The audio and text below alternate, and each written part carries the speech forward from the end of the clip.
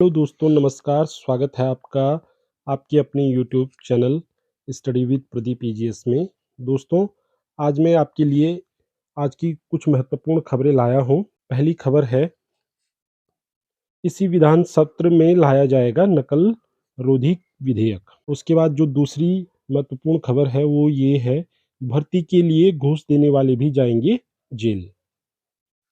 तीसरी जो महत्वपूर्ण खबर है वो है, भर्तियों और प्रमोशन के लिए विशेष अभियान चलाया जाएगा। मेरिट में जगह पाने वालों के पिछले रिकॉर्डों की जांच की जाएगी। एलटी एवं दरोगा रैंकर सहित अन्य 8 परीक्षाएं अधर में। देश का पहला मतदाता आखिरी वोट देकर विदा। और लास्ट जो महत्वपूर्ण खबर है वो है, शरद कमल बनेंगे खेल रत्न। तो दोस्तों, मुख्यमंत्री सीएम धामी ने कहा, भर्ती परीक्षा में नकल रोकने को कड़ा कानून बनेगा।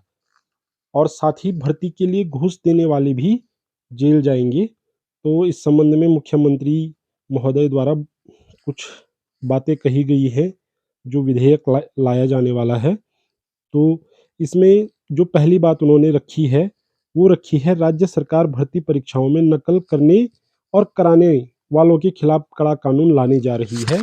भर्ती परीक्षाओं के लिए घूस देने वालों को भी अब जेल होगी। अभी तक जो घोटाला सामने आया था उसमें जो पकड़े गए हैं वो घूस लेने वाले पकड़े गए हैं, या जिन्होंने पैसे लिए हैं वही लोग पकड़े गए हैं। लेकिन अब जो भर्ती के लिए जो घूस देगा वो लोग भी क्या होंगे, गिरफ्तार होंगे और उनको भी जेल होगी।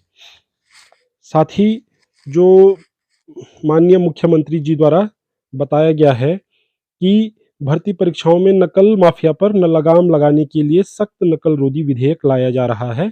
इसका ड्राफ्ट तैयार कर लिया गया है। इसी विधानसभा सत्र में यह विधेयक पेश किया जाएगा और पेश करने के बाद जैसे ही यह विधेयक पारित होता है तो यह एक कानून का रूप ले लेगा। फिर इस विधेयक के अनुरूप कार्यवाही की जाएगी। उत्तराखंड अधीनस्थ सेवा चयन आयोग की परीक्षाओं में जिस तरह से एक के बाद एक कई घपले सामने आए थे, इसके बाद सरकार ने यह कड़ा कदम उठाने का फैसला लिया।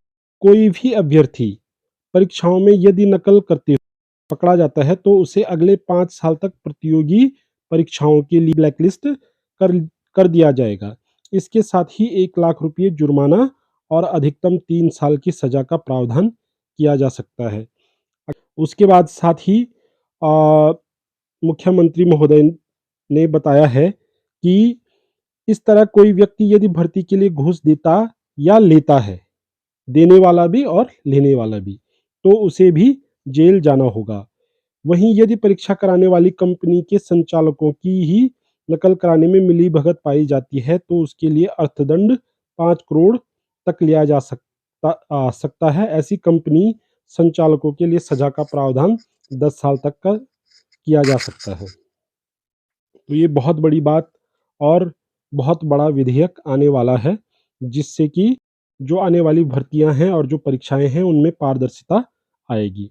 साथ ही दोस्तों, जो यूकेएसएससी ने राज्य में नकल पर अंकुश लगाने के लिए प्री और मेंस दोनों परीक्षाएं कराने का भी सरकार को प्रस्ताव भेजा है। दोस्तों, इससे नकल के जरिए भर्ती होने की गुंजाइश भी क्या होगी, काफ़ी कम हो जाएगी।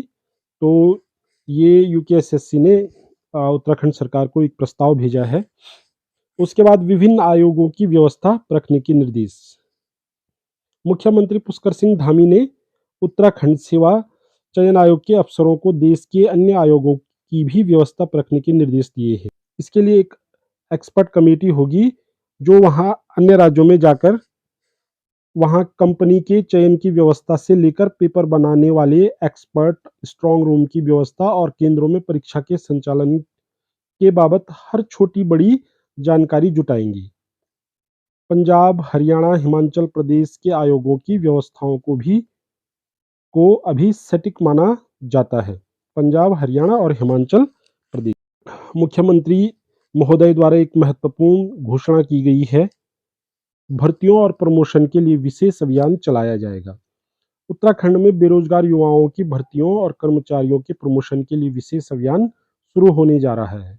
दोस्तों, यदि प्रमोशन होंगे तो नीचे सीटें खाली होंगी, उससे भी क्या होगा कि भर्तियों के लिए विभागों से प्रस्ताव सरकार को जाएंगे, आयोग को जाएंगे और वहाँ से फिर नई भर्तियों आने का रास्ता खुल जाएगा। तो माननीय मुख्यमंत्री जी ने भर्ती प्रस्ताव के सभी औपचारिकताएं पूरी कर आयोग को भेजने और इसके टाइम टेबल तैयार करने के निर्देश दिए हैं। माननीय मुख्यमंत्री जी ने सभी विभागों को निर्देशित किया है कि वो जल्द से जल्द सभी औपचारिकताएं पूर्ण कर प्रस्तावों को आयोग को भेजें, जिससे कि शीघ्र से शीघ्र नई भर्तियां, 1 हफ्ते का समय उन्होंने माननीय मुख्यमंत्री जी ने दिया है सभी विभागों को। उसके बाद जो अगली बड़ी खबर है, उत्तराखंड में बेरोजगार युवाओं के लिए भर्तियों और कर्मचारियों के प्रमोशन के लिए विशेष अभियान चलाया जाएगा। मुख्यमंत्री पुष्कर सिंह धामी ने प्रस्तावों की सभी औपचारिकताएं पूरी कर आयोग को भेजने और टाइम टेबल तैयार करने के निर्देश दिए हैं। दोस्तों, इसमें 15 बड़े विभागों के रिक्त पदों और भर्ती के पूर्व में भेजे गए प्रस्तावों पर चर्चा की गई। सीएम ने 1 हफ्ते के भीतर रिक्तियों का ब्यौरा उपलब्ध कराने के निर्देश दिए हैं, जिसमें कुल पदों का विवरण के साथ ही वर्तमान में कार्यरत कर्मचारियों का विवरण अलग से देना होगा। राज्य में विभिन्न विभागों में 19,000 से अधिक पद क्या है, यहाँ पे रिक्त हैं। इसी के साथ माननीय मुख्यमंत्री महोदय द्वारा बताया गया कि रोजगार मेले भी लगेंगे। युवाओं को रोजगार और स्वरोजगार देने के लिए रोजगार मेलों का भी क्या किया जाएगा, आयोजन किया जाएगा। प्रस्ताव 1 हफ्ते में भेजने के निर्देश सभी विभागों को दिए गए हैं। पदोन्नतियों को सचिव हर माह करेंगे बैठक। नियमावली का पेच फंसने पर कैबिनेट के लिए लाएंगे प्रस्ताव। वित्त विभाग की अड़चन पर सभी सचिव एसीएस सीएम को देंगे जानकारी। 10,000 पदों पर प्रमोशन।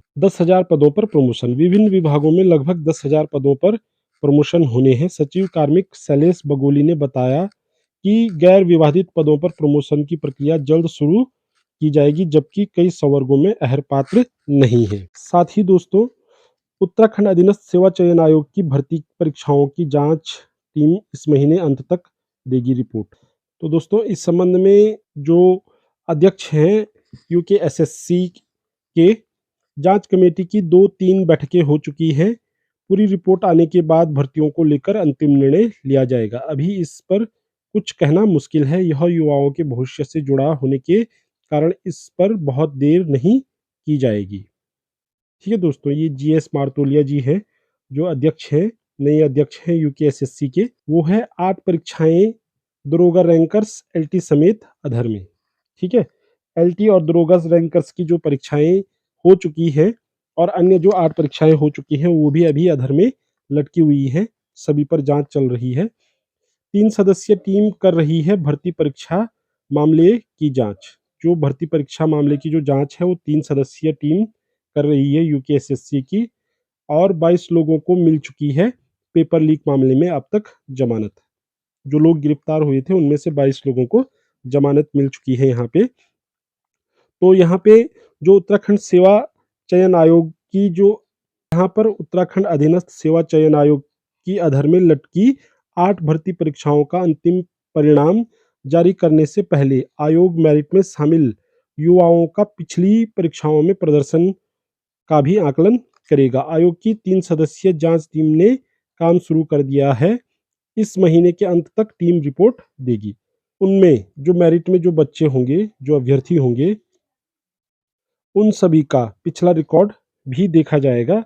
उसके बाद ही जांच के उपरांत रिजल्ट जारी किया जाएगा। तो इस संबंध में इस महीने के अंत तक जो टीम है वो अपनी रिपोर्ट दे देगी आयोग को। अगली जो खबर है, देश का पहला मतदाता आखिरी वोट देकर विदा। दोस्तों, आजाद भारत के पहले मतदाता श्याम शरण नेगी का शनिवार सुबह 106 वर्ष की आयु में इनका निधन हो गया है। हिमाचल प्रदेश के किन्नौर में रहने वाले नेगी जी ने 3 दिन पहले 34वीं बार डाक मतपत्र के जरिए, यह उनके जीवन का आखिरी वोट था। कभी नहीं भूले। हिमाचल के मुख्य निर्वाचन कार्यालय के अनुसार पेशे से शिक्षक रहे श्याम शरण नेगी ने 1951 से हर चुनाव में मतदान किया। वर्ष 2007 में दावों तथा सभी दस्तावेजों की पड़ताल करने के बाद आयोग ने नेगी जी को आज़ाद भारत का पहला वोटर प्रमाणित किया था। आखिरी मौका नहीं चुकी। नेगी जी लंबे समय से आयु संबंधी परेशानियों से जूझ रहे थे। हिमाचल में चुनाव का ऐलान हुआ तो उन्होंने इस बार घर से मतदान की इच्छा जताई। हालांकि हर बार वह पोलिंग बूथ पर जाकर वोट देते रहे हैं। डाक मत प्रक्रिया के तहत बुधवार को उनसे मतदान कराया गया। जो बड़ी खबर है वो है शरत कमल बनेंगे खेल रत्न। स्टार टेबल टेनिस खिलाड़ी अचंत शरत कमल को 40 वर्ष की उम्र में देश के सर्वोच्च खेल पुरस्कार मेजर ध्यानचंद खेल रत्न से नवाजा जाएगा। शनिवार को इसकी घोषणा की गई और इससे उन्हें ओलंपिक में एक और प्रयास करने की प्रेरणा मिलेगी, ऐसा शरत कमल जी द्वारा कहा गया है। बर्मिंघम राष्ट्रमंडल खेल में 3 स्वर्ण और 1 रजत जीतने वाले शरत को खेल रत्न देने की सिफारिश की गई। उन्होंने कहा, इस उम्र में पुरस्कार जीत लाखों लोगों को प्रेरित करना अद्भुत है। यह देर से आया है मुझे यह देर से आया है पर अच्छा है। मुझे पेरिस ओलंपिक का इंतजार है और इससे मुझे प्रोत्साहन मिलेगा। जो अच्युत शरत कमल जी है उनको इस बार का सर्वोच्च खेल पुरस्कार मेजर ध्यानचंद खेल रत्न पुरस्कार दिया जाएगा, जिसको कि पहले राजीव गांधी खेल रत्न पुरस्कार के नाम से भी जाना जाता था। तो ये थी आज की कुछ महत्वपूर्ण खबरें। दोस्तों, यदि आपको वीडियो अच्छी लगी हो तो लाइक शेयर ज़रूर करें और अगर आप पहली बार मेरे चैनल पर आए हों तो सब्सक्राइब ज़रूर करें।